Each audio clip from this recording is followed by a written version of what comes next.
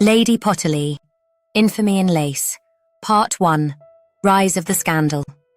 Chapter 1, The Arrival at Almack's.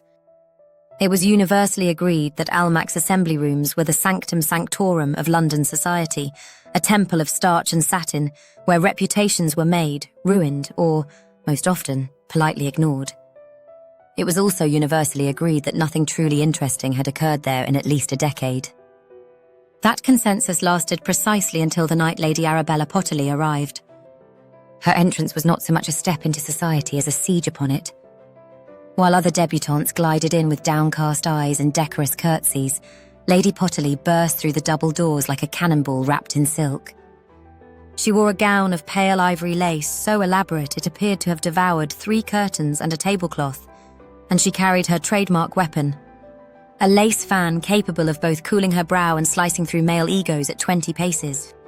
The doorman, accustomed to a hush of reverence, received instead a pointed query.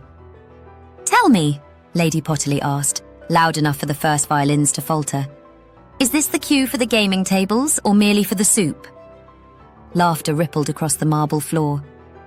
Gasps followed, though it was difficult to tell whether the gasps were genuine outrage or the fashionable kind cultivated for precisely such occasions. Within moments, she was surrounded by a ring of scandalized chaperones, each flapping like indignant hens. They clucked of impropriety, of ruined evenings, of lace unbecoming a lady. Arabella simply tapped her fan against her lips and declared, "Ladies, if you are to cluck at me, I must insist on eggs at the very least." This was the first of many remarks that would be quoted in the gossip sheets the next morning, attributed, inaccurately, to 3 other women before the printers settled on her name. Lord Percival Potterleigh, her unfortunate husband, trailed in behind her. His waistcoat was lemon yellow and his expression already lemon sour. "Arabella," he whispered, tugging at her sleeve, "for heaven's sake, do be quiet." "Percy," she replied without turning her head. "If God himself had wished me silent, he would not have given me lips or champagne." There was, it should be noted, no champagne in sight, for Almack's famously served only lemonade and seed cake, a fact which Lady Potterleigh declared a crime against humanity before she had crossed half the ballroom. The orchestra attempted to strike up a reel, but the violins squeaked each time her voice rose above them, which was often. Society, which thrives upon both scandal and disapproval, found itself in raptures. By the time Arabella had completed a single circuit of the room, she had managed to 1. Insult a marquis's cravat, likening it to a strangled pigeon. 2. Suggest the Duchess of Wetherby was hiding brandy in her muff. She was. 3. Inform the patronesses of Almack's that their famed tickets of admission were better used as kindling. Propose a toast to the fall of sobriety, using a glass of lemonade, which she promptly spat back into. "Do you mean to destroy us?" hissed Dowager Lady Euphemia Potterleigh, who had materialized like a thundercloud beside her. "On the contrary," Arabella said sweetly, "I mean to enliven us. Destruction is merely an accidental side effect."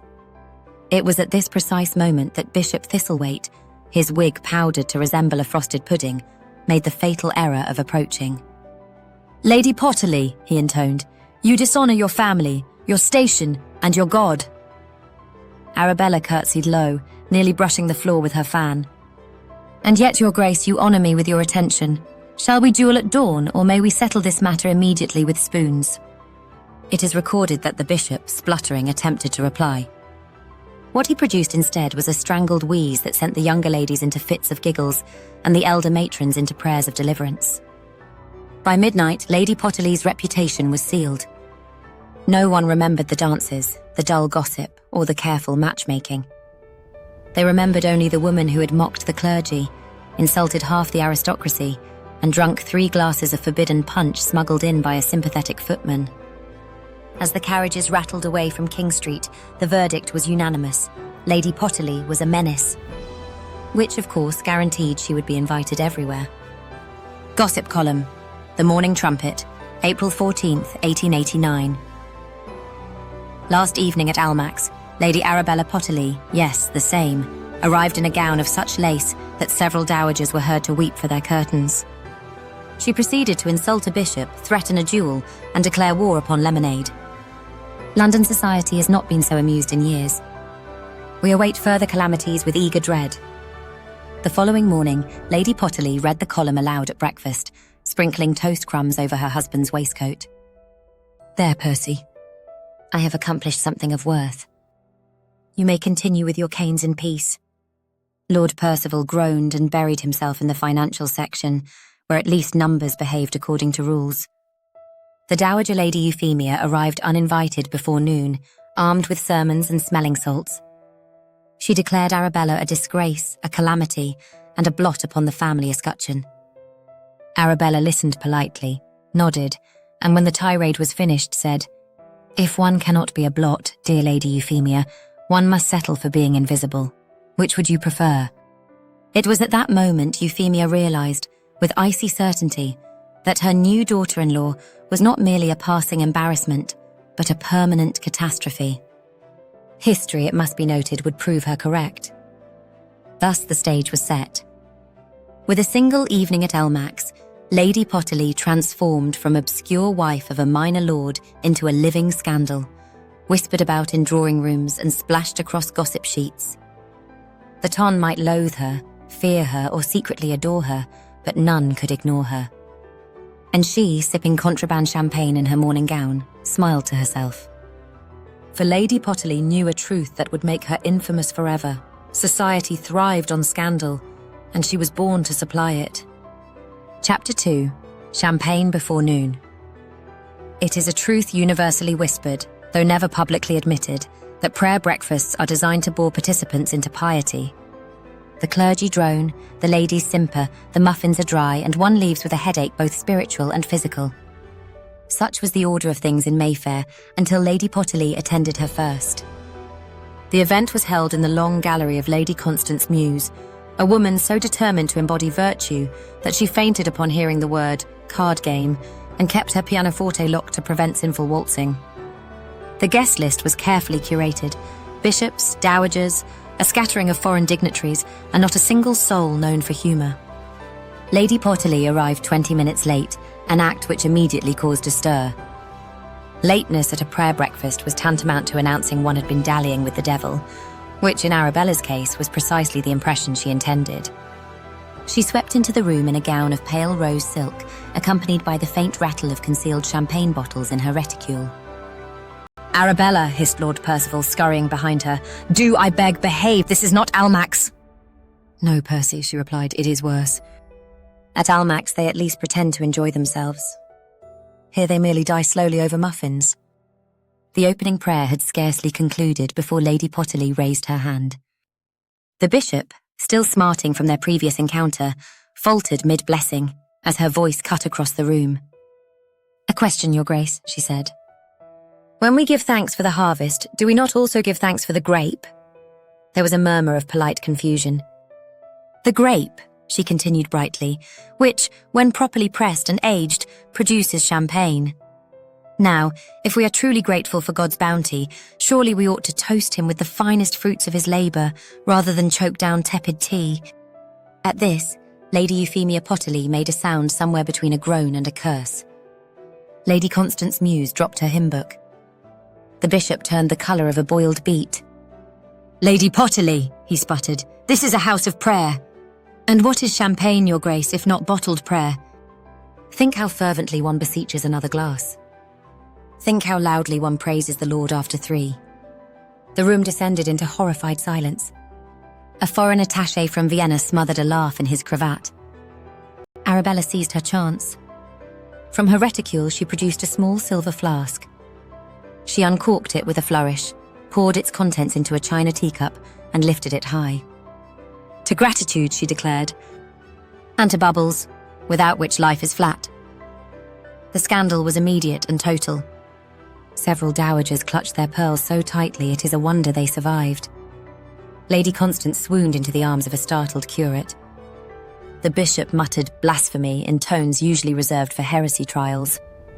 Lord Percival attempted to wrest the cup from his wife's hand, only to be elbowed squarely in the ribs.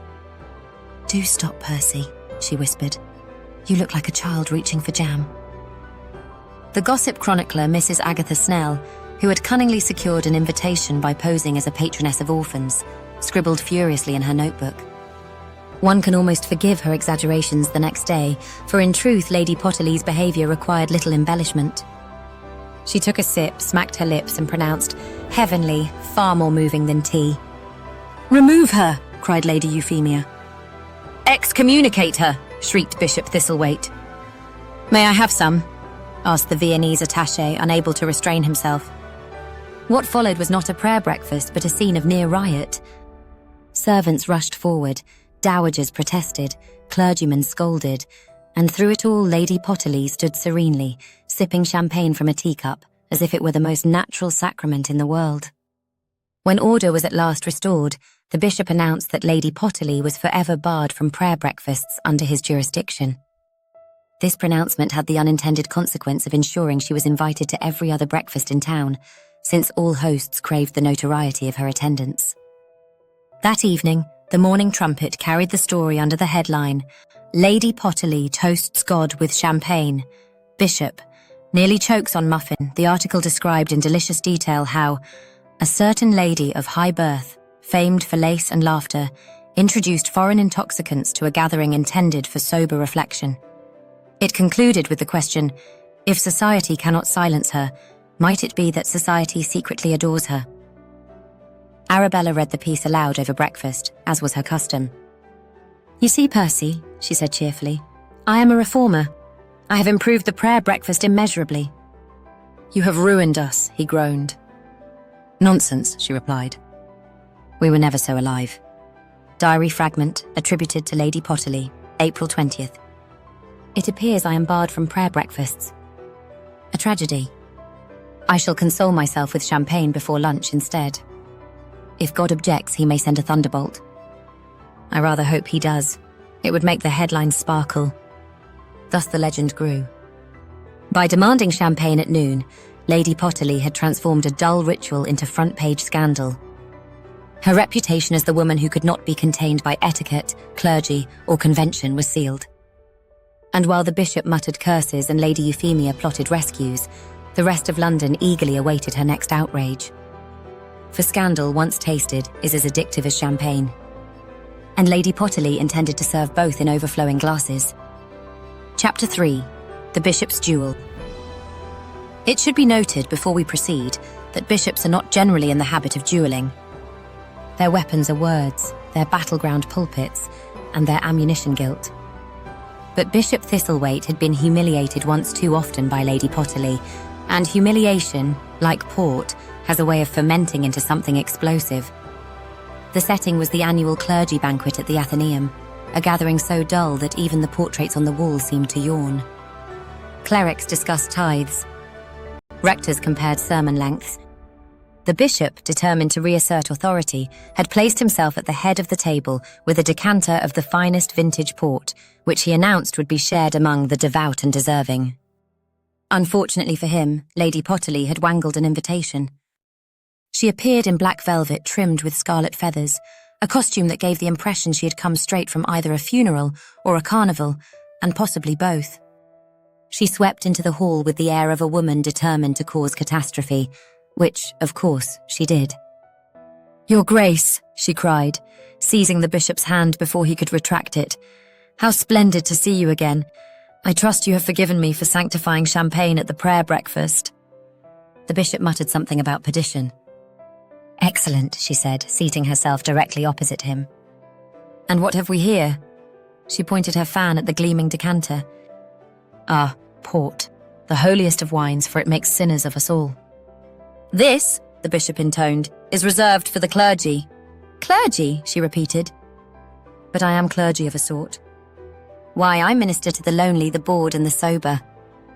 Indeed, without my efforts, half of London would have died of tedium years ago." Laughter broke across the table, for even vicars, when pressed, enjoy a jest at their superior's expense. The bishop's ears reddened. "You shall not have a drop," he snapped. Lady Potterleigh smiled. "Then I shall take the bottle instead." And with the swiftness of a cat, she reached across the linen and snatched the decanter. Gasps rang out. A curate dropped his fork. The bishop rose to his feet. "Madam, return that port at once." "Certainly not," Arabella replied. A woman must seize her blessings where she can. Besides, Your Grace, sharing is the soul of Christian virtue. Surely you would not deny me." The bishop, trembling with outrage, did the only thing his dignity allowed. He seized the carving knife from the roast beef platter and brandished it. Arabella, never one to waste a moment, snatched up 2 silver serving spoons and crossed them before her like dueling swords. "En garde," she cried. And thus began the most infamous duel in ecclesiastical history. The bishop lunged, Arabella parried with a spoon. The clatter of cutlery echoed through the hall. Vicars scattered. Rectors shouted. One canon fainted into the blancmange. Yet still they fought, the bishop red-faced with fury, Lady Potterleigh radiant with glee. "Your Grace," she panted between parries, "you fence surprisingly well for a man of the cloth." "And you, madam," he retorted, "fight like the devil himself."